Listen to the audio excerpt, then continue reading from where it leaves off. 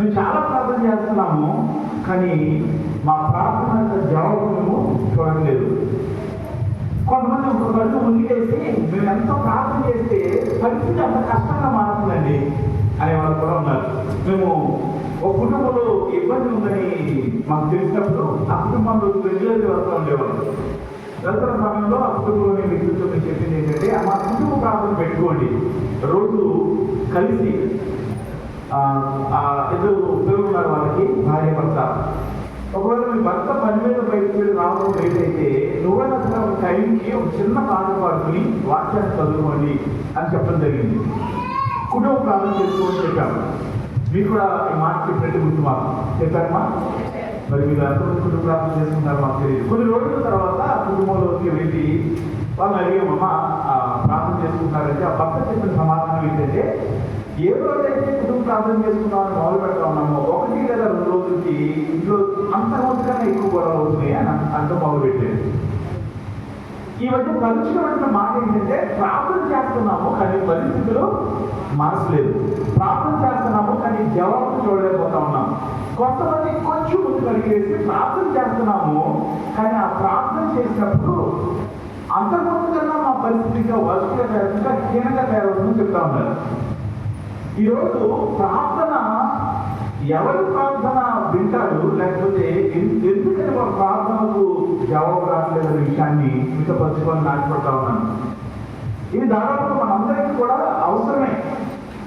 ఇది దాదాపుగా ఏదో సమయంలో ఈ ప్రార్థన అనే విషయంలో జవాబు రాకపోవడం, లేదా ప్రార్థన చేసినా దాని ప్రతిఫలాన్ని చూడలేని పరిస్థితులు ఉండటం మన కుటుంబాల్లో మన జీవితాల్లో కూడా జరుగుతూనే ఉండొచ్చు. కాబట్టి ఈ మాటలు మన హృదయాల్లో జీవితకరంగా ఉండాలని ప్రార్థన పూర్వకంగా విన్నాం. చాలాసార్లు నేను ఒక మాట మీద చెప్పాను గడిచిన సంవత్సరాల్లో. ఆ మాట ఏంటంటే, మందిరానికి వచ్చే ముందు దేవా నీ వాక్యం ద్వారా నాతో మాట్లాడాలని ప్రార్థన చేసుకుని రావాలని చెప్తాను. ఇంకా మనకి అవకాశము చేసుకుని కదా వీలు కుదుర్చుకుని ప్రార్థనా సమయానికన్నా కొంచెం సేపు ముందు వచ్చి దేవుడి సన్నిధిలో మోకరించి, దేవా నీ సన్నిధిలో నేను ఉన్నాను, నీ ప్రార్థన కొరకు లేదా నీ వాక్యం వినడానికి స్థానానికి వచ్చాను, నీ మాటలు నాకు వినిపింప చేసే ప్రార్థన చేసే అనుభవం ఖచ్చితంగా మన జీవితాలను మారుతుంది. మన జీవితాలను మార్చగలిగిన శక్తి ఒక్క వాక్యానికి మాత్రమే ఉంది, ఒక దేవుడికి మాత్రమే ఉంది. దేవుడు తన వాక్యం ద్వారా మనతో మాట్లాడుతున్నప్పుడు మన జీవితాలు మార్చబడతాయి. మన జీవితాలు మార్చబడటం కొరకు మనం ఎన్నో ప్రయత్నాలు చేస్తూ ఉంటాము, ఎన్నో స్థలాలకు కూడా తిరుగుతూ ఉంటాము. కానీ జీవితాన్ని మార్చగలిగిన శక్తి, కుటుంబాన్ని కట్టగలిగిన శక్తి, కుటుంబంలో పరలోకపు అనుభవాన్ని ఇవ్వగలిగిన శక్తి వాక్యానికి మాత్రమే ఉంది. ఆ వాక్యం యొక్క నెరవేర్పు మన జీవితాల్లో కనబడాలంటే, ఆ వాక్యం మనతో మాట్లాడాలంటే మనం సిద్ధపడి రావాల్సిన విధానము ప్రార్థన. ఈరోజు ప్రార్థన గురించి, ప్రార్థన దేవుడు ఎప్పుడు వింటాడు ఎప్పుడు వింటాడు అనే విషయాన్ని గురించి చూడాలని నేను ఆశపడతా ఉన్నాను. దేవుడు వాక్యంలోకి వెళ్దాం. యెషయా గ్రంథము లేదా దానికన్నా ముందు సామెతల గ్రంథము 28వ అధ్యాయం 9వ వచనం చూద్దాం. సామెతల గ్రంథము 28వ అధ్యాయము 9వ వచనం చూద్దాం. ధర్మశాస్త్రము వినబడకుండా తన చెవిని తొలగించు వానికి వారి యొక్క ప్రార్థన చేయము. అంటే అందరికీ చెవులు ఉన్నాయి కదండి, ఉన్నాయి చెవులు ఉన్నాయి అందరికీ. కొంతమంది చెవులు తీసేసుకుంటారని చెప్తా ఉంది దేవుని యొక్క వాక్యం. కానీ ఇప్పుడు మనం చదివిన వాక్యం ఏం చెప్తుందంటే, ధర్మశాస్త్రంలో వినబడకుండా తన చెవులు తొలగించుకున్న వారికి వారి ప్రార్థన హేయము అని చెప్తుంది. హేయము అంటే అసహ్యమైనది. ఎవరి ప్రార్థన అసహ్యమైనది అంటే, ధర్మశాస్త్రము వినబడకుండా తన చెవులు తొలగించుకునే వారికి వారి యొక్క ప్రార్థన అసహ్యము. మేము ఒక చోట చిన్నపిల్లల మీటింగ్ పెట్టాము ఈ మధ్య, చాలా చోట పెట్టాము. అందులో ఒక చోట ఒక చిన్న పాప, చాలా చిన్న పాప. ఆ పాప బయట ఆడుకుంటూ ఆ ఏరియాలో ఉన్న పిల్లలు ఎక్కువ బూతులు మాట్లాడతారు, ఫ్లూయెంట్గా మాట్లాడతారు. ఫ్లూయెంట్గా అంటే ధారాలుగా కడుపుకోకుండా మాట్లాడతారు. ఏం మాట్లాడతారు అమ్మ చెప్పవచ్చు, అమ్మ నిద్రపోవచ్చు, దయచేసి నిద్ర వస్తే వెనక్కి నిలబడండి. ఇప్పుడు ఈ చెప్పే వాక్యం దాంట్లో పట్టి వస్తుంది. బూతులు చాలా ధారాళంగా మాట్లాడతారు, తెలుగులో మాట్లాడతారు, ఆ తెలుగులో బూతులు మాట్లాడేస్తారు వాళ్ళు. ఆ పాప అందరితో కలిసి ఉంటా ఉంది. సరే అందరికి విషయం పాటలు పాడతాం ఎప్పుడైతే పాటలు పాడుతూ ఉన్నామో, యాక్షన్ చేస్తూ ఉన్నారో, ఆ పిల్లలు చేస్తారు తెలుసా, రెండు చేతులు మూసుకుని మోడల్ మధ్యలో కూర్చోండి, నిలబడలేదు, పాటలు పాడలేదు, యాక్షన్ చేయలేదు. చిన్నపిల్లలు యాక్షన్ చేస్తారు, డాన్స్ చేస్తారు. ఎవరైనా సరే అనేక చోట్ల వెళ్ళినప్పుడు హిందూ పిల్లలు కానీ, ముస్లిం పిల్లలు కానీ, కుల మతాలకు అతీతంగా పాటలు పాడినప్పుడు యాక్షన్ చేయడం అనేది, డాన్స్ చేయడం అనేది చాలా మంది చూసాం. కానీ ఆ చిన్న పిల్లలు ఏం చేస్తుందంటే, ఎప్పుడైతే పాటలు పాడుతున్నారో కొద్దిసేపు నిలబడింది, ఆ పిల్ల మొహం మారుతా ఉంది, కొద్దిసేపు అయిన తర్వాత కూర్చొని చెవులు గట్టిగా మూసుకుంటా ఉంది. మళ్ళీ కూడా చాలా మంది ఆరాధన చేసేటప్పుడు ఖచ్చితంగా కూర్చోవాలని నిర్ణయం తీసుకొని చేస్తారు ఇంటి గురించే. చాలా చోట్ల వీళ్ళు నిలబడుతూ నేను చూశాను, కానీ ఆరాధన చేసేటప్పుడు ఏం చేస్తున్నారు, కూర్చుంటా ఉన్నారు. వాళ్ళకి చెప్పే మాట, ఈ అమ్మాయి మాటకి ఎవరి పరిస్థితి దగ్గర ఉందేమనుకుంటున్నాను. కొద్దిసేపటికి ఆ డ్యాన్స్ చేస్తున్న పిల్లల మధ్యలో చెవులు గట్టిగా ముసుగు కూర్చుంది. పక్కన అంటున్నారు, పాటలు ఎక్కించేవాళ్ళు అంటారు నిలబడమని. ఆ పిల్లలు నిలబడటానికి ఇష్టపడాల. ఏమిటంటే అప్పుడు దాకా తన చెవులు తెరిచి ఆ బూతులన్నీ ఉంది, కానీ ఎప్పుడైతే దేవుని యొక్క పాటలు వినబడుతున్నాయో వెంటనే ఏం చేసింది, చెవులు మూసుకున్నారు. ఇక్కడ ధర్మశాస్త్రం వినబడుతుంది. ధర్మశాస్త్రము అంటే ఏంటంటే మొదటి 5 గ్రంథాలు, ఆది కాలం నుంచి ద్వితీయోపదేశ కాలం దాకా ఉన్నదాన్ని ధర్మశాస్త్రము అని పిలిచేవారు. చాలా స్పష్టంగా చెప్పాలండి. లేదు, ఈ రోజు మనం అర్థం చేసుకోవాలంటే వాక్యము ధర్మశాస్త్రము. ఈ వాక్యము వినబడకుండా చెవులు తొలగించుకుంటా ఉన్నారు కొంతమంది చెప్తా ఉంది. దేవుని యొక్క వాక్యం, దేవుని వాక్యంలో ఏ మాట అయితే రాశారో అది 100కి 100 పాలు అసలు ఏమి దాంట్లో కాంప్రమైజ్ అవ్వడానికి, ఆలోచించడానికి అవకాశం లేదు. ఇలాంటి వాళ్ళు ఉంటారా అంటే మొన్నే చూశాను నేను, ఒక 2 వారాల క్రితమే చూశాను. ఆ పిల్ల చెవుల్లోకి వెళ్ళిన బూతులు తన హృదయానికి సంతోషంగా ఉన్నాయి. యేసు ప్రభుని పాటలని అదని ఇదని పాటలే తన చెవులు పెట్టుకోలేకపోతా ఉన్నాయి. పాట అప్పుడైనా మామూలుగా ఉన్నది, దేవుని మాట అయిపోగానే మామూలుగా ఉన్నది. కానీ పాట పాడుతున్నప్పుడు, దేవునికి మాట్లాడుతున్నప్పుడు తన చెవులు మూసివేసుకుంటా ఉంది. వీళ్ళు కూడా చాలా మందికి బయట అంతా వెళ్ళిపోఉన్నది. తెచ్చుకోగానే ఏమవుతుంది, తెచ్చుకోగానే నిద్ర వస్తుంది. అమ్మ నిద్రపోతామంటే లేదు, కళ్ళు మూసుకుని చెప్పేదాన్ని బాగా తీక్షణంగా ఏం చేస్తారని వాళ్ళు, అదేంటది అబద్ధం. చెప్పడం ఏంటది అబద్ధమే. ఇక్కడ మేము నిలబడి మాట్లాడుతున్నప్పుడు అందరినీ చూస్తూ ఉంటాం, అందరూ కనపడతా ఉంటారు. ఇన్ని సంవత్సరాల పరిచయంలో చాలా మందిని చూసినప్పుడు వాళ్ళు ఎలాంటి పరిస్థితుల్లో ఉన్నారో అర్థమవుతుంది. నిజంగా అలసిపోయి వస్తారు, చాలా కష్టపడి నిజంగా అలసిపోయి వస్తారు. వాళ్ళు కొంచెం నిద్రపోవడాన్ని మనం అర్థం చేసుకోవచ్చు. కొంతమంది ఇంటికి ఉండే వాళ్ళే ఇంటి నుంచి చర్చికి రాగానే ఏం చేస్తారు, వెంటనే నిద్రపోతుంటారమ్మా, నిద్రపోవద్దు అన్నా అనుకోండి, నేను నిద్రపోవట్లేదని చెప్తారు. వాళ్ళు ఏం చేస్తా ఉన్నారంటే వాక్యం వినబట్టం మొదలవగానే వాళ్ళ హృదయాన్ని ఏం చేస్తారంటే స్విచ్ ఆఫ్ చేస్తూ ఉన్నారు. వాక్యం వినబట్టం మొదలవగానే వాళ్ళ చెవులను మూసివేసుకుంటా ఉన్నారు. అలాంటి వారి గురించి మాట్లాడుతున్నారు. కేవలం నిద్ర గురించి చెప్పలేదు.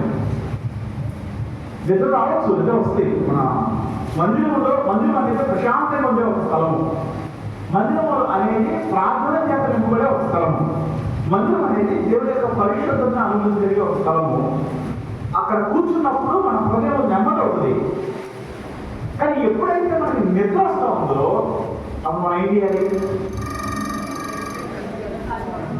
అమ్మా? చాలా మంది మాట్లాడట్లా, అది ఎప్పుడు నిద్రపోలేదు నాకు తెలియదు అని మీ సమాధానం అయ్యదు. బహుశా మీ కాకుండా నీ పక్కన నిద్ర వచ్చినప్పుడు ఏం చేయాలంటే లేచి నిలబడి మొహం కడుతుంది, మళ్ళా వచ్చి కూర్చోవచ్చు, మరొక నిలబడచ్చు. ఫస్ట్ మనం ఒప్పుకోవడం ఏంటంటే అయ్యో నేను వాక్యాన్ని వినలేకపోతున్నానే. ఇక్కడ కేవలం నిద్ర గురించి మాత్రం కాదు, కానీ దేవుడి యొక్క వాక్యాన్ని వినటానికి ఇష్టం లేకుండా చెవులు మూసుకునే వాళ్ళు కొంతమంది ఉంటారు. వారి మాటలు వినబడతా ఉంటే కానీ చెవులు చెప్పగలవు. వారి మాటలు పక్కన వాళ్ళకి వినబడతా ఉంటే వారి చెవులో మాత్రం చివరి ఎందుకు ఇవ్వబడుతుందంటే చెవులో నుంచి హృదయంలోనికి ఆ వాక్యం వెళ్తుంది. చెవులో నుంచి మన హృదయంలోనికి ఆ వాక్యం వెళ్తుంది. ఆ వాక్యము ఫలింప చేయబడుతుంది. సో వాక్యం వినకుండా ప్రార్థన చేస్తే, వాక్యం వినొద్దు ప్రార్థన చేస్తే, వాక్యం వినడానికి ఇష్టపడకుండా ప్రార్థన చేస్తే ఆ వాక్యం ఏం చెప్తా ఉన్నామా? రాయడం వచ్చిన చెప్తా ఉంది, వారి ప్రార్థన హేయము అని చెప్తుంది. హేయము అంటే అసహ్యమైనది, అసహ్యమైన దానికన్నా ఇంకా హీనమైంది. దేవుడు అంటాడు, అయ్యా మీరు ప్రార్థన చేయండి, మీరు ప్రార్థన వినడం నాకు ఇష్టం అంటాడు. అదే దేవుడు ఏమంటాడంటే, అదే నువ్వు ప్రార్థన చేస్తే నాకు అసహ్యంగా కనబడుతుంది, నీ ప్రార్థన నాకు అసహ్యంగా ఉంది, నీ ప్రార్థన అసహ్యము అంటా ఉన్నాడు. అంతకు మించిన చెడ్డ మాట మనకి ఇవ్వలేము. దేవుడి గురించి గట్టిగా లాగిపెట్టి చెంప మీద కొట్టేట్టు అనిపిస్తుంది మాట. అదే వాక్యం వినడానికి నువ్వు సిద్ధమాట లేకపోతే, వాక్యం వినడానికి నువ్వు నీ చెవులను మూసేసుకుంటే, వాక్యం వినడానికి నీ అంతరంగాన్ని మూసివేసుకుంటే, వాక్యాన్ని నీ జీవితంలో చోటు ఇవ్వడానికి నీకు ఇష్టం లేకపోతే నీ ప్రార్థన నాకు అసహ్యమని చెప్తా ఉన్నాడు. ఇది దేవుని యొక్క మాట. అప్పుడు నేను చెప్తాడు తెలుసా, నువ్వు ఎలా ఉన్నా పర్లేదు, వాక్యం అక్కడ ఇలా ప్రార్థన చేయమని చెప్తాడు. అర్థమైతే అమ్మ నువ్వు నిద్ర వస్తుంది, ఆ నిద్ర కంపెనీ కాదు అని ఏదో ఉన్నానని చెప్పేస్తా ఉంటాడు. అయ్యా నాకు నిద్రపోతున్నాం అంటే ఒప్పుకోని వాళ్ళు, అయ్యా నాకు నిద్ర వస్తుంది, నాకు నిద్ర కాకుండా వాక్యాన్ని వినగలిగే కృప దయచేసి ప్రార్థన చేశారు ఎప్పుడన్నా? ఎవరైతే నిద్రపోతా ఉన్నారో, ఎవరైతే నిద్రపోతా ఉందో వాళ్ళు చేయాల్సిన ప్రార్థన ఏంటంటే, దేవా ఈ వాక్యం వినకుండా నా జీవితంలో ఏ ఆటంకమో ఉండకూడదయ్యా. చాలా పిల్లల గురించి కూడా చెప్తా ఉంటాము, పిల్లల గురించి ప్రార్థన చేయండి. వాళ్ళు వాక్యం వినకుండా ఆటంకము చేయడానికి వీల్లేదు. చాలా సంఘాల్లో చాలా పిల్లలు ఉంటారు, కానీ వాళ్ళు అక్కడ చాలా సైలెంట్ ఉంటుంది. ఒక్క పిల్లలు కూడా మాట్లాడరు, చిన్న పిల్లలు కూడా మాట్లాడరు. కారణం ఏంటంటే నేను అనుకుంటాను, బహుశా వాళ్ళ తల్లిదండ్రులు వారి కోసం ప్రార్థన చేస్తూ ఉంటారు. ఈరోజు మీకు నేను చెప్తున్న మొట్టమొదటి మాట ఏంటంటే, ఈ ప్రార్థనకు జవాబు రావట్లేదంటే నువ్వు మార్చుకోవాల్సింది ఏంటంటే, నేను వాక్యాన్ని వినట్లేదు, అందుకని నా ప్రార్థన దేవుడికి అసహ్యంగా కనపడుతుందని అర్థం చేసుకోవాలి. వాక్యం వినడానికి నీ చెవులు తెలుసుకోవాలి, వాక్యం వినడానికి నీ హృదయాన్ని తెలుసుకోవాలి. రెండవ వాక్యం మనం చూద్దాము. యెషయా గ్రంథము మొదటి అధ్యాయము 15-16 విషయాలు కలిసి చదువుతున్నప్పుడు అక్కడ ఒక మాట మనకు కనబడుతుంది.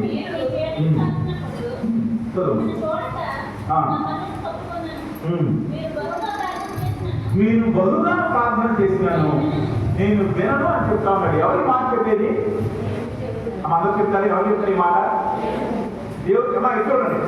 చూడండి, మీరు బహుగా ప్రార్థన చేసినా సరే నేను. మళ్ళీ చాలా మందికి బహుగా ప్రార్థన చేసే అలవాటు లేదు. ప్రార్థన చేయండి మనం చెప్తాం, కానీ వాళ్ళు ప్రార్థన చేసే అలవాటు లేదు. కానీ కొంతమంది చాలా ఎక్కువ ప్రార్థన చేస్తూ ఉన్నారు, చాలా ఎక్కువ ప్రార్థన చేస్తున్నారు. దేవుడు ఏమంటాడంటే, మీరు ఎంత ప్రార్థన చేసినా నేను వినను. ఎందుకు వినని చెప్తా ఉన్నాడంటే, అక్కడ చదువు, మీ చేతులు రక్తముతో నిండి ఉన్నవి, మిమ్మల్ని కలుపుకొని శుద్ధి చేసుకోండి, మీ దుష్క్రియలు నాకు కనబడకుండా వాటిని తొలగించుడి, కీడు చేయట మాని మేలు చేయ నేర్చుకుని, వచ్చినంత న్యాయము జాగ్రత్తగా విచారించుడి. ఈ రెండు వచనాలు కలిపి చదువుకుంటే రెండు మాటలు చాలా స్పష్టంగా కనబడతాయి అక్కడ. ఒకటి, ఈ ప్రార్థన వినను. ఎందుకు వినను అంటే, మీరు సరిచేయబడటానికి ఇష్టపడలేదు.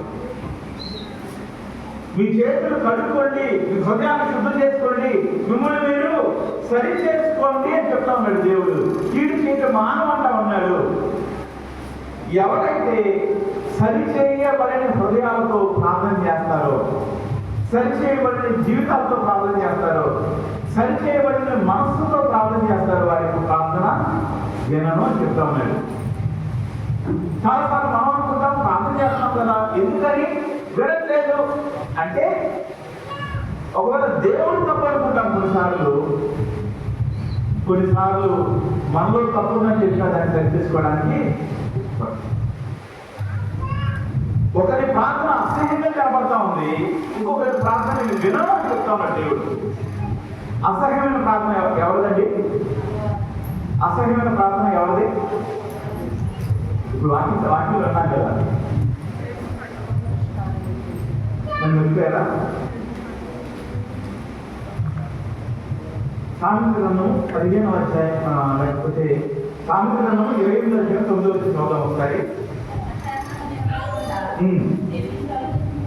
ధర్మశాస్త్రం వినబడకుండా చెల్లించాలని వారి ప్రార్థన అంటే ఏమంటే ఏంటి? అసహ్యమేనా? ఎవరి ప్రార్థన అసహ్యము అంటే వాక్యము వినబడకుండా చెవులు మూసుకునే వారి యొక్క ప్రార్థన అసహ్యమైనది, హేయమైనది. ఒకరి ప్రార్థన అసహ్యంగా ఉందంట. ఎవరి ప్రార్థన? అందరూ చెప్తాం ఒకసారి. ధర్మశాస్త్రము వినబడకుండా, లేదా సింపుల్ గా చెప్పాలంటే వాక్యాన్ని వినటానికి ఇష్టం లేని హృదయాల యొక్క ప్రార్థన దేవుడికి అసహ్యంగా ఉంటుంది. రెండో చూస్తా ఉన్నాము, నేను వినను అంటా ఉన్నాడు ప్రార్థన. ఆ ప్రార్థన ఎవరంటే వారు సరి చేయబడకుండా చేస్తా ఉన్న ప్రార్థన. సరి చేయబడకుండా చేస్తా ఉన్నారు. వారి చేతులు పవిత్రపరచబడలేదు, వారి హృదయం శుద్ధి చేయబడలేదు, వారు ఏ విషయంలో సరి చేయబడటానికి ఇష్టం లేదు. కాబట్టి దేవుడు చెప్తా ఉన్నాడు, నేను వారి ప్రార్థన వినను అంటా ఉన్నాడు. బహుశా మీ హృదయంలోనికి వాక్యం వెళ్ళకుండా మీ చెవులు మూసుకుంటా ఉన్నావేమో, అందుకని మీ ప్రార్థన అసహ్యంగా దేవుడుతుందేమో. ఈరోజు పరిశీలన చేస్తూ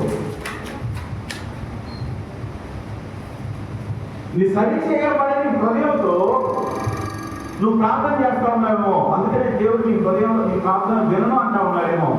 ఒకసారి పరిశీలన చేసుకోవడానికి ప్రయత్నించేద్దాం. దేవుడి వాక్యం చాలా స్పష్టంగా మాట్లాడుతుంది. ఇంకో మాట చూద్దాం ఒకసారి. సామెతలు కీర్తన గ్రంథము 66వ కీర్తన 18వ వచనం ఒకసారి చూద్దాం. 66వ కీర్తన 18వ వచనం చూద్దాం. నా హృదయంలో నేను పాపము లక్ష్యం చేసిన ఎడల, అమ్మ ఎవరంట?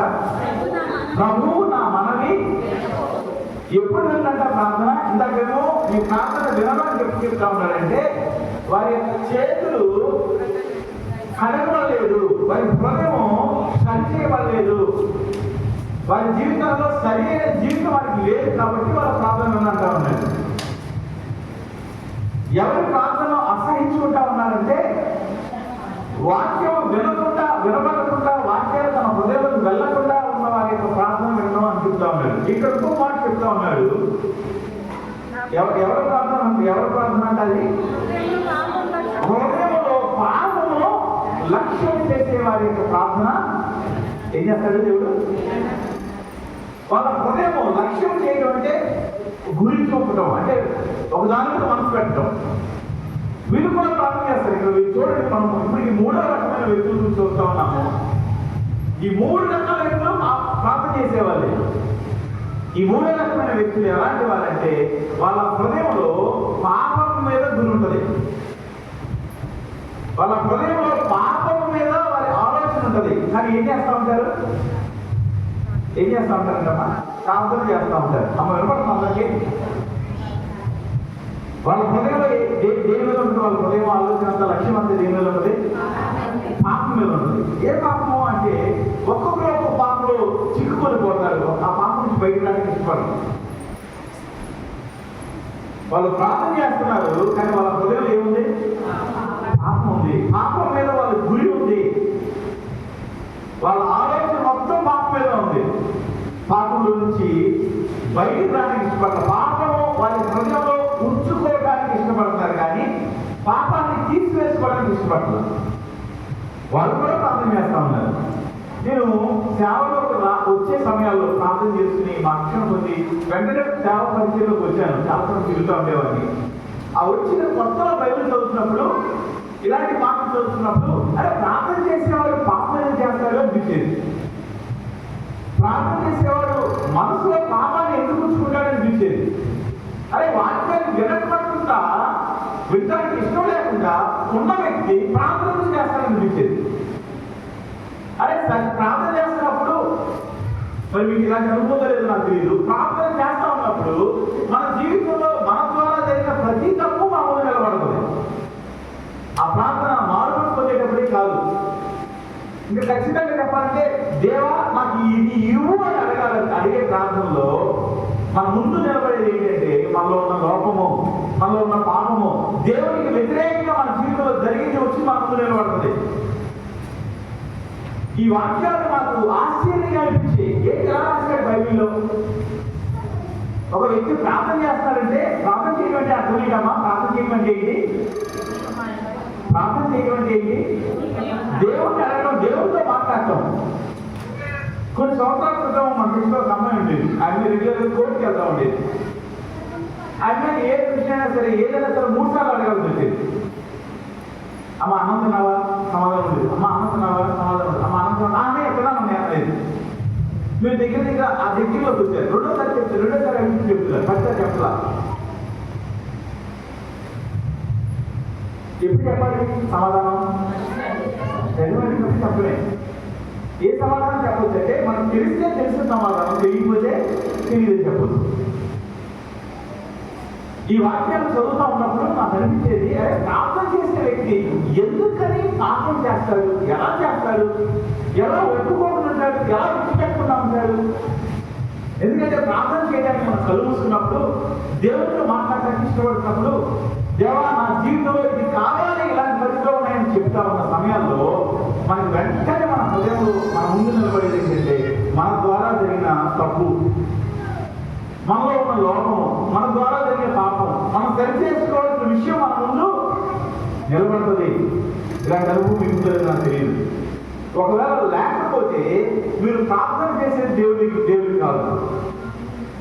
ఒకవేళ లేకపోతే మీ ప్రార్థన అనుభవం చాలా సరిచేసుకోవాల్సిన విధానం ఉంది. ఎందుకంటే దేవుడితో మాట్లాడటానికి ఇష్టపడేటప్పుడు మనం ఒక మనిషితో మాట్లాడాలనుకోండి, ఒక మనిషితో మాట్లాడాలనుకున్నప్పుడు మామూలుగా అన్ని కుటుంబాల్లో లేదా అన్ని ఒక మంచి మనుషులు లేదా ఒక పద్ధతైన మనుషులు ఏం చేస్తారంటే ఆ మనిషి దగ్గరికి వెళ్ళి మాట్లాడతారు. మీరు ఒక బొమ్మ దగ్గర నిలబడుతున్నారనుకోండి, డోర్ దగ్గర, నేను మీతో మాట్లాడాలంటే దగ్గరికి వచ్చి మాట్లాడాలి. లేదు నువ్వు వెళ్ళిపోతావు అన్నప్పుడు ఇక్కడ నుంచి పిలిచాము ఇక్కడ రా అని ఇస్తే దగ్గరికి వస్తే మాట్లాడాలి. అంటే ఒక వ్యక్తితో మనం మాట్లాడే సమయాల్లో దగ్గరికి వచ్చి మాట్లాడుకుంటాం. కనీసం ఆడిబుల్ రేంజ్, వినబడే రేంజ్ వచ్చి మాట్లాడుకుంటాం. కొంతమంది ఎక్కడి నుంచో ఎక్కడెక్కడ పిలుస్తూ ఉంటారు. ఈ ఊళ్ళో ఉన్న వాళ్ళని ఆ ఊళ్ళో పిలుస్తూ ఉంటారు. అది మాట్లాడేది కాదు. ప్రార్థన అనేది దేవుడితో మాట్లాడటం. అప్పుడు ఏం జరుగుతుందంటే దేవుడికి మనకి మధ్య డిస్టెన్స్ తగ్గుతుంది, దూరం తగ్గుతుంది. మనం దేవుడికి సమీపంగా వెళ్తాం, దేవుడు మనకి సమీపంగా వస్తాడు. ప్రార్థన అనేది కలిసి దగ్గరగా మాట్లాడుకునే ఒక శ్రేష్టమైన సమయం. మీరు ఇది గ్రహించారో లేదో, గుర్తుందో లేదో నాకు తెలియదు, కానీ మన ప్రార్థనకు ఉన్న శక్తి, దేవుడు ప్రార్థనకి ఇచ్చిన ప్రాధాన్యత, దేవుడు ప్రార్థనకి ఇచ్చిన ఉన్నతమైన స్థితి ఏంటంటే నోరు తెరిచి దేవాన్ని ప్రార్థన చేస్తా ఉన్నప్పుడు దేవుడు మన సమీపానికి వస్తాడు. ఆయన ముఖకాంతిలో మన జీవితం కనబడుతుంది. ప్రార్థన చేయడానికి మొదలు పెట్టినప్పుడు నీ ముందు నీ జీవితం కనబడతా ఉంటుంది. నువ్వు చేసేది నిజమైన ప్రార్థన అయితే ఆ జీవితాన్ని ఎప్పుడైతే సరి చేసుకుంటావో వినమో చెప్తున్న దేవుడు అంటాడు. ఎందుకంటే సరి చేయబడిన చేతులు కన్నాయే నీకు. నీ జీవితంలో పాపం చేసిన చేతులు ఉన్నాయి. నీ హృదయంలో పాపం లక్ష్యం చేయబడతా ఉంది. నీ హృదయంలో పాపం మీద గురి నిలుపుతా ఉన్నావు. నీ హృదయంలో వాక్యం వెళ్ళకుండా డోరు మూసేసుకున్నావు అని చెప్తున్న దేవుడు ఎప్పుడైతే సమీపంలో నువ్వు ప్రార్థన చేస్తా ఉన్నావు ఇవన్నీ తొలగించుకుంటాడు. ఇవన్నీ తొలగించడానికి మనం ఆయన సహాయం అడుగుతాం. అయ్యా నిజమేనయ్యా, నీ మందిరానికి వచ్చి వాక్యం వినడానికి సిద్ధపడగానే, నీ మందిరానికి వచ్చి వాక్యం వినాలని అనుకుంటే కానీ ఒక్క మాట కూడా నా చెవులో కలగలేదయ్యా. బయటికి అడుగు పెట్టే లోపల ఈ రోజు ఏం చెప్పారని ఆలోచన చేసుకుంటే ఒక్క మాట కూడా నాకు గుర్తుంటలేదయ్యా. దాని అర్థం ఏంటంటే నేనే తప్పులో ఉన్నాను, నా చెవులు నేను మూసేసుకున్నాను, అందుకే నా ప్రార్థన నీకు అసహ్యంగా ఉంది అని వీడే చేసుకొస్తే అని ప్రార్థన చేసుకుంటాం. ఇంకో విధంగా ఎట్లా మాట చెప్పాలంటే మనకి ఇష్టం లేని వార్తలు వినడానికి మనం చెవులు మూసేసుకుంటాం.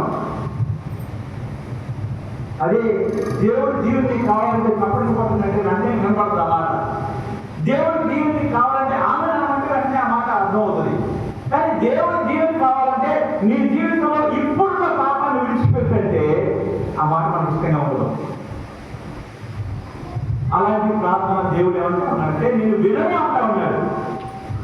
వాక్యం వచ్చిన వాళ్ళ ఈ రోజు నీ జీవితంలో ఎటువంటి పాపాన్ని నువ్వు దాచుకుని ఉంటావో, ఎటువంటి పాపం మీద నీ మనసు కొనసాగుతుందో అది కేవలం ఇద్దరికి మాత్రమే తెలుసు. ఒకటి దేవుడు,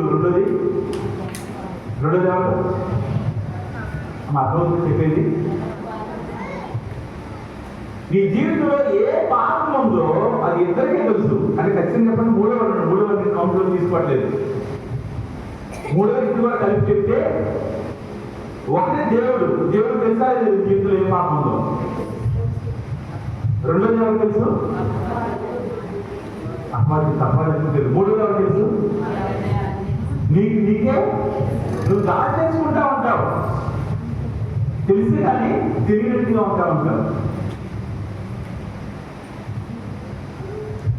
దేవుడు అంటా ఉన్నాడు, అలాంటి ప్రార్థన నేను వినను. దేవుడు అలాంటి ప్రార్థన వినడానికి ఇష్టపడే దేవుడు కాదు. నీ ప్రార్థన దేవుడి దగ్గరికి చేరి నీ ప్రార్థనకు జవాబు దేవుడి దగ్గరికి రావాలని నువ్వు ఏం చేయాలి? ఈరోజు వాక్యం వినడానికి నీ హృదయాన్ని తెలుసుకోవాలి.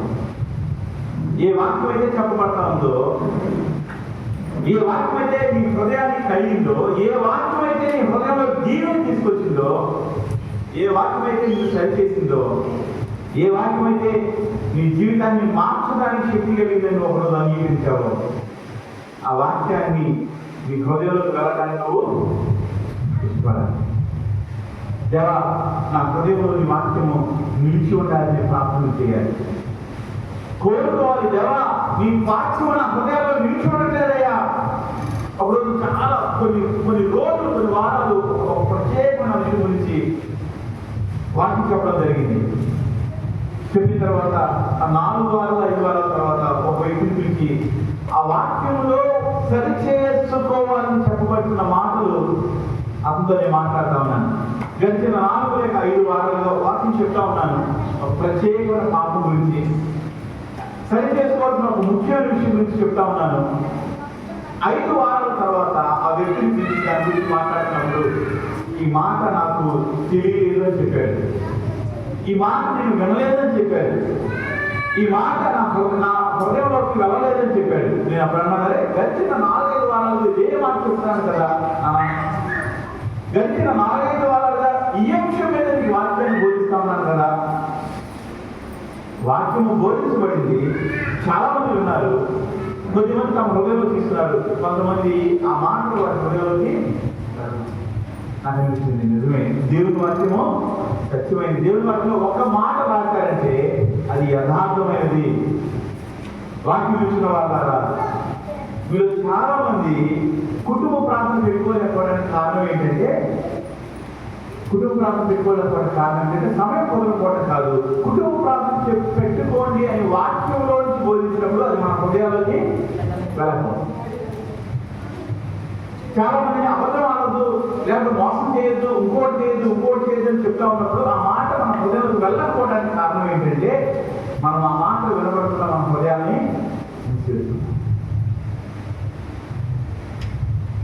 దేవుడు ఈ ప్రార్థన అసహ్యము అంటా ఉన్నాడు. అబ్బా, ఏం ప్రార్థన చేసావమ్మా అని చుట్టుపక్కల ఉన్న వాళ్ళు తెచ్చుకోవచ్చు. ఈ ప్రార్థన ఉన్న వాళ్ళు ఇలాంటి ప్రార్థన నేను కూడా చేయాలని ఆశపడవచ్చు. కానీ దేవుడు ఏమంటాడంటే, ఈ ప్రార్థన నాకు అసహ్యము, నేను వినను అంటా ఉన్నాడు. మరి ఎవరు ప్రార్థన ఉంటాడు దేవుడు? ఎవరు ప్రార్థన ఉంటాడు దేవుడు? వాటిని మాట్లాడుతూ ఉందంటే సామెతల గ్రంథము 15వ అధ్యాయము 29వ వచనం చూద్దాం ఒకసారి. సామెతల గ్రంథము 15వ అధ్యాయము 29వ వచనం చూద్దాం.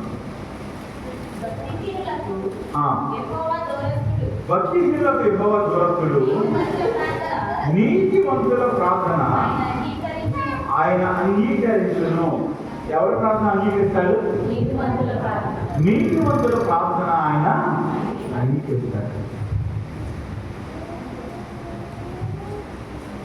ఈ నీతి మనిషికి ఎలా వస్తుంది అంటే, ఆయన ఎవరి ప్రార్థన వెళ్ళలేదంటే వింటానంటున్నాడు.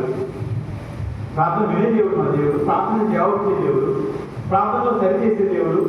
ప్రార్థనలో మేలు పొందిన తర్వాత, దేవుని దగ్గరికి వచ్చిన తర్వాత ఆయన వాక్యం వినకుండా ఉన్న వారి ప్రార్థన వినమని చెప్తా ఉన్నాడు. హృదయంలో పాపాన్ని పెట్టుకుని హృదయాల్లో పాపం ఉంచున్న వారి యొక్క ప్రార్థన వినను అంటా ఉన్నాడు. సరిచేయబడటానికి ఇష్టం లేని యొక్క ప్రార్థన వినను అంటా ఉన్నాడు. కానీ ఎవరు ప్రార్థన అంటారంట? నీతిమంతుని. ఈ నీతి మనకి కేవలం దేవుడి గురించి మాత్రమే వస్తుంది. ఒకరి నీతి ఎలా వస్తుందంటే రెండు విషయాలు మనము చూడటానికి ప్రయత్నం చేద్దాం. ఆదికాండము 15వ అధ్యాయము 6వ వచనం ఒకసారి చూద్దాం. ఒకరికి నీతి ఎలా వస్తుందో మనం చూద్దాం. ఎందుకంటే ఆ నీతి మన ప్రార్థన దేవుడు వినేలాగే చేస్తుంది. ఆదికాండము 15వ అధ్యాయము 6వ వచనం ఒకసారి చదువుకుందాం. అతడు యెహోవాను, అంటే అక్కడ అతను ఎవరైతే చెప్పబడతా ఉన్నాడో ఆయన పేరు అబ్రహాము. పైన వచనంలో మనం చూసినప్పుడు ఆయన పేరు అబ్రహాము. అబ్రహాం ఏం చేశాడంట? దేవుడు నమ్మాడు. ఆయన దేవుడు అది అతనికి నీతిగా, అంటే అబ్రహాముకి నీతి ఎలా వచ్చింది? ఆయన దేవుడిని నమ్మాడు. మనకి నీతి ఎలా వస్తుందంటే దేవుడిని నమ్మినప్పుడు మనకు నీతి వస్తుంది. ఆ నీతి మన ప్రార్థన దేవుడి దగ్గరికి చేరేలాగా చేస్తాం. మనకు అర్థమవుతుందా?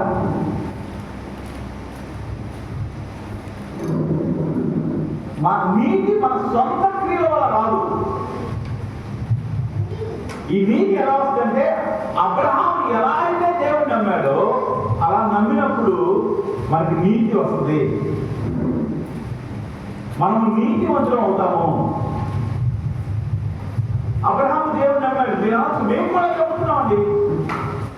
మాకు దేవుడు అంటే ఇష్టం, దేవుడిని నమ్మాము మేము. కానీ అబ్రహాం యొక్క నమ్మకం అంటే ఆ నమ్మకంలో లోపల ఉంది, ఆ నమ్మకంలో విధేయత ఉంది, ఆ నమ్మకంలో నా ఆలోచన కాదు నీ ఆలోచన నా జీవితంలో జరగాలని ఉంది. అబ్రహాం నమ్మకం అంటే గొప్ప దేవుడిని నమ్మకం మాత్రమే కాదు. మళ్ళీ చాలా మంది యేసు ప్రభు గొప్ప దేవుడిని నమ్ముతారు, మంచిదే.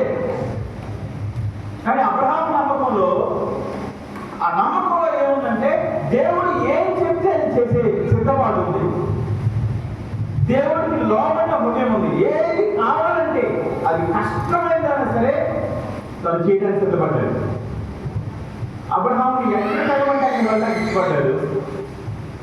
అబ్రహాము లేకపోతే తన సొంత కుమారుడిని కూడా దేవుడికి బలిగా ఇవ్వడానికి సిద్ధపడ్డాడు. నమ్మకం అంటే అర్థం ఏంటంటే మన హృదయాలు పూర్తిగా దేవుడికి లోపరుస్తాం. మన ఆలోచన కాదు, దేవుడి ఆలోచన నెరవేర్చబడటానికి సిద్ధపడతాయి ఉంటాం. మనకి నీతి రెండు విధాలుగా ఉంటుంది. మొదటి నీతి, దేవుడిని నమ్మినప్పుడు మనము నీతిమంతులు అవుతాము. రెండో భాగాన్ని కూడా చూద్దాం.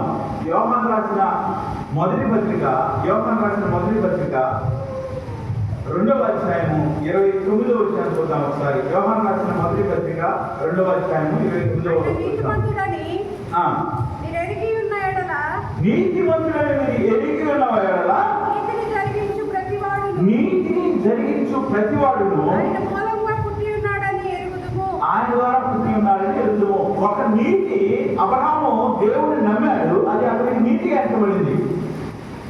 దేవుడిని నమ్మినప్పుడు మనం నీతిమంతులు అవుతాము. ఇక్కడ ఈ వాక్యం ఏం చెప్తామంటే నీతిని జరిగించు ప్రతివాడు ఆయన ద్వారా పుట్టినవాడు. నమ్మకం మాత్రమే కాదు, నీతిగా జీవించడం అనేది మనం నీతిమంతులుగా కొనసాగడానికి కారణమవుతుంది. అంటే దేవుడి మూలంగా మనం పుట్టామనడానికి ఒకే ఒక గుర్తు ఏంటంటే మనం నీతిని జరిగిస్తాము. మనం చేసే దాంట్లో పాపం ఉండదు, మనం చేసే దాంట్లో లోపం ఉండదు, మనం చేసే దాంట్లో దేవుని యొక్క క్రియలు కనబడతా ఉంటాయి.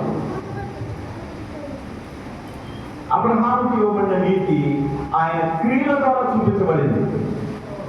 అబ్రహాముకి ఆరోపించబడిన నీతి ఆయన లోపడటం ద్వారా చూపించబడింది.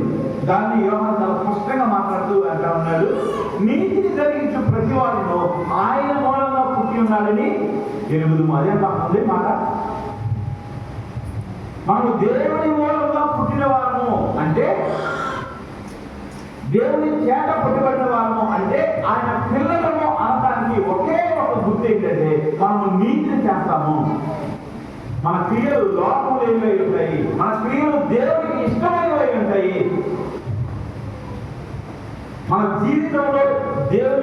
క్రియలు కనబడతా ఉంటాయి. వాక్యం ఇచ్చిన వాళ్ళ ఆ నీతిని దేవుడికి ఇవ్వాలని ఆశపడతా ఉన్నాడు.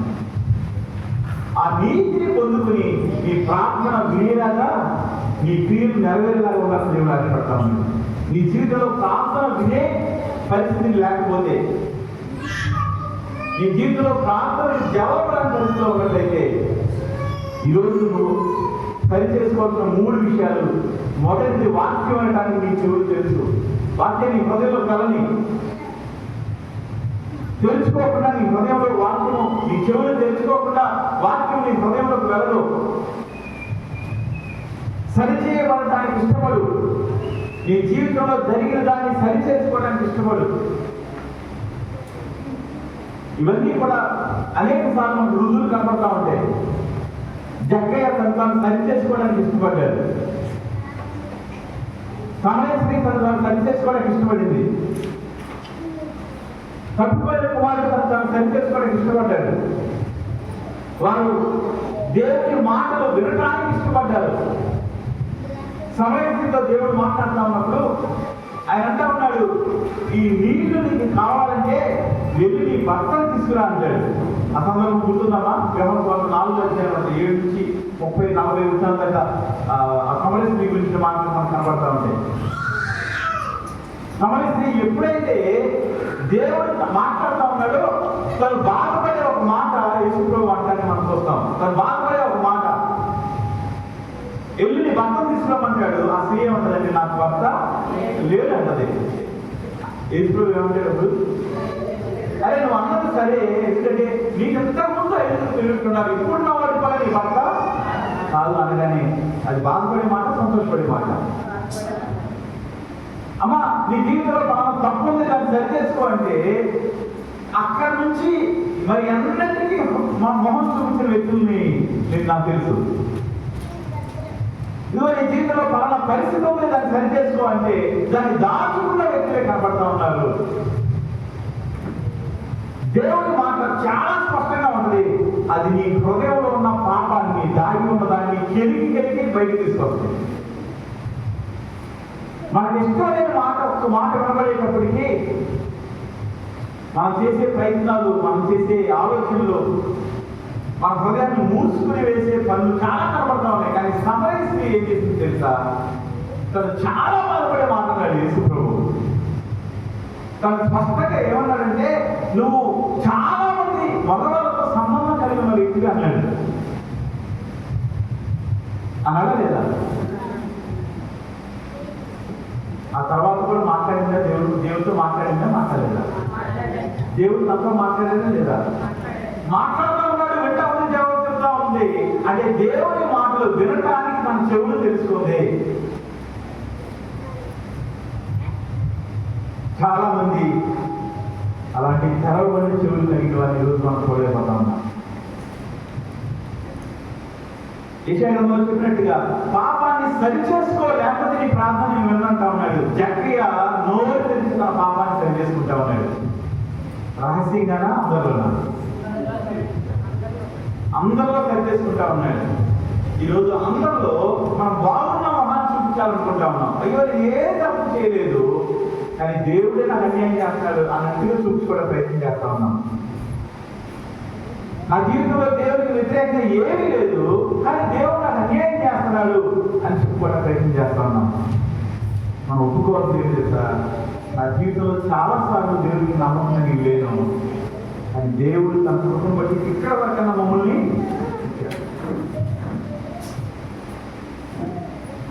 పాపమును లక్ష్యము చేయని పరిస్థితి. దాచబడినది ఏది కూడా ఉండకూడదు హృదయంలో. ప్రార్థన ఉండడానికి ఇక్కడున్న వారిలో ఎంతమంది హృదయాలు ఎన్ని రహస్యాలు అని దాస్తా ఉన్నారు, ఎన్ని రహస్యాలు దాస్తా ఉన్నారు. దేవునికి రహస్యం ఏదైనా ఉంటుందా? సత్యమైన జీవితం కలవాలంటే నీ జీవితంలో దేవుని దగ్గర దాయడానికి ప్రయత్నం చేస్తున్నది ఏది కూడా ఉండకూడదు. అప్పుడు చాలా తెలుగుగా మనం మోసం చేస్తూ ఉంటాడు. ఇది నీ జీవితంలో జరిగిందంటే దేవుడి చిత్తం లేకుండా జరగదు కదమ్మా. ఏదైనా వీళ్ళు వేసే ప్రతి తప్పటడుగు, ప్రతి తప్పు అడుగు కూడా ఎవరిలో జరిగిందంట? అంత భయంకరమైన అపారిక ప్రభావం ఉన్నారు తెలుసా మనుషులు. ఒక స్త్రీకి ఒక భర్త ఉన్నాడు. అదే సమయంలో ఇంకొక వ్యక్తితో సంబంధం పెట్టుకుంది ఆ స్త్రీ. వీళ్ళిద్దరు కలిసి పారిపోయారు, వేరే ఊరు పారిపోయారు, విజయవాడ వచ్చారు. విజయవాడలో ఒక ఇంట్లో ఉంటా ఉన్నారు. ఆ సందులో దాదాపు అంతా అలా బ్యాచ్ ఉంటా ఉంటారు. నువ్వు షాపింగ్ చేయడానికి వెళ్తే ఆయన అంటా ఉండి, ఏదేమైనా అన్నయ్య గారు దేవుడి చిత్తం లేకుండా జరగదు కదా అంది. ఏంటంట? వాళ్ళ భర్త కాకుండా ఇంకొకటి ఉండటం అనేది దేవుడి చిత్తమా?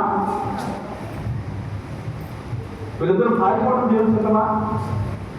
వాళ్ళిద్దరు అక్కడి నుంచి వెళ్ళిపోయి వేరే ఊళ్ళో కాలు పెట్టారు. దాదాపు 8 సంవత్సరాల తర్వాత మన మీద ఫోన్ చేశారు. వాళ్ళు 8 సంవత్సరాల తర్వాత ఫోన్ చేశారు. మళ్ళీ ఏదో కష్టం వచ్చింది ఫోన్ చేశారు.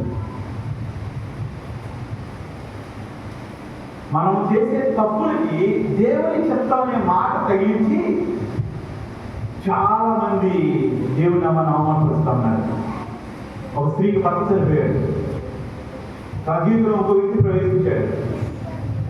ఈ స్త్రీ ఒక పాస్టర్ గారి దగ్గరికి వెళ్ళింది. పాస్టర్ గారు అంటా ఉన్నాడు, ఏదోనమ్మా నీకు కంటరే అవుతారని దేవుడిని తీసుకొచ్చాడంట.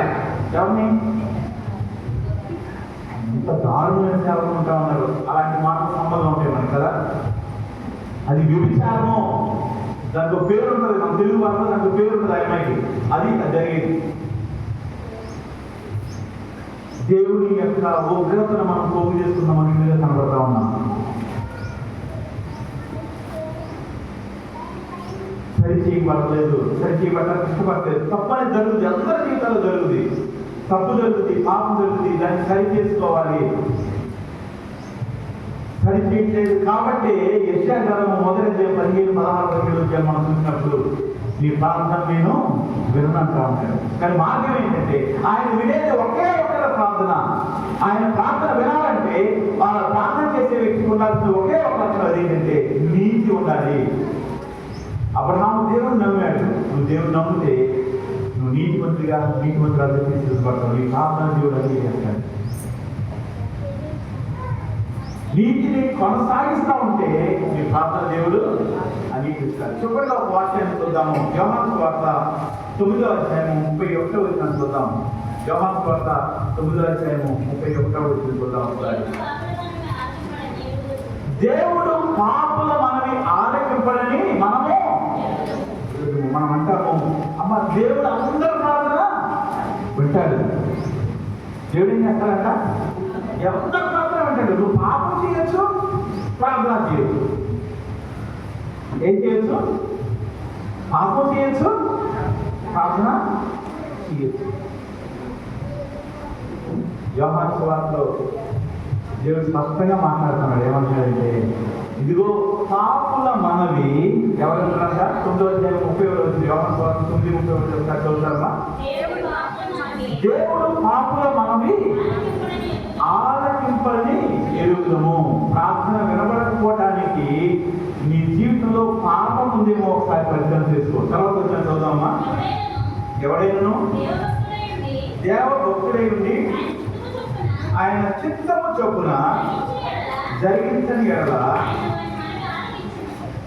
ఎవరైతే దేవుని యందు భయభక్తులు ఉంచి ఆయన చిత్తము చేసే వారి యొక్క ప్రార్థన దేవుడు ఆయన నీతిమంతుల ప్రార్థన ఆలకిస్తాడు.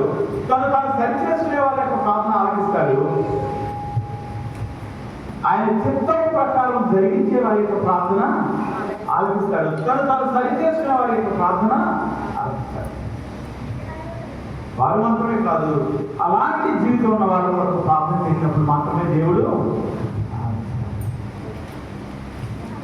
నీ జీవితాన్ని మెల్లిమెల్లిగా సరిచేసుకోవడానికి ఇష్టపడని జీవితాన్ని కలిగిన వారి యొక్క ప్రార్థన దేవుడు ప్రార్థన చేస్తున్న వాళ్ళారా, ప్రార్థన చేయడానికి నువ్వు సిద్ధపడినప్పుడు దేవుడు నీ సమీపంగా ఉంటాడు. ఆయన సమీపంగా ఉండేది ఎందుకోసం అంటే నిన్ను సరి చేయడానికి. ఆయన సమీపంగా ఉండేది ఎందుకంటే నిన్ను నీకు చూపించడానికి. ఆయన సమీపంగా ఉండేది దేనికోసంటే నిన్ను సరిచేసి నీతిమంతుడిగా మార్చుకుంటాడు. ఆయన విశ్వాసం ఉంచు, నీతిని జరిగించు, నీ ప్రార్థన దేవుడు వింటాడు. అటువంటి జీవితం దేవుడు మా అందరికీ దయచేది కాక. ప్రార్థన చేసుకుందాం. ఒక 2 నిమిషాలు ప్రార్థన చేసుకుందాం. దేవా, ఇన్ని రోజులు ఇన్ని సంవత్సరాలు నేను ప్రార్థన చేస్తున్నాను, కానీ ఆ ప్రార్థన నీకు అసహ్యంగా ఉందని ఈరోజు మరొకసారి వింటా ఉన్నాను. నా హృదయంలో పాపం ఉందయ్యా, నన్ను క్షమించండి. నా హృదయంలో పాపాన్ని నేను లక్ష్యం చేస్తానయ్యా, నన్ను క్షమించండి. నా హృదయంలో నుంచి పాపము తుడిచివేయబడినట్టుగా ఇదిగో దేవా నా హృదయాన్ని తెలుస్తా ఉన్నాను. నువ్వు చేసి ప్రార్థన చేస్తావా? ప్రార్థన చేయడానికి దేవుడికి ఒక అవకాశాన్ని ఇస్తా ఉన్నాడు.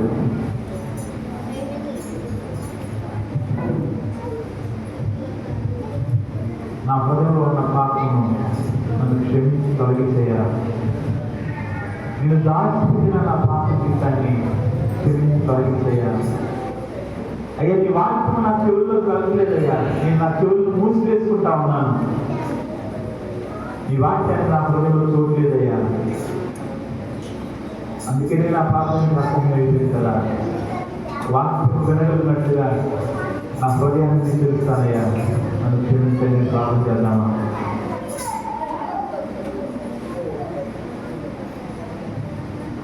సరిచేయబడిన హృదయంతో, సరిచేయబడిన జీవితంతో ప్రార్థన చేసి నేను వెంటనే దేవుడు చెప్తా ఉన్నాను కదా. అయ్యా, నా జీవితాన్ని సరి చేసుకుంటానయ్యా, నా జీవితంలో జరిగిన దాన్ని సరి చేసుకుంటానయ్యా. జక్కయ్య సరి చేసుకున్నట్టుగా, చచ్చిపోయిన కుమారుని సరి చేసుకున్నట్టుగా, సమరయ స్త్రీ సరి చేసుకున్నట్టుగా అయ్యా నా జీవితాన్ని సరి చేసుకుంటానయ్యా. దాచుకోనయ్యా,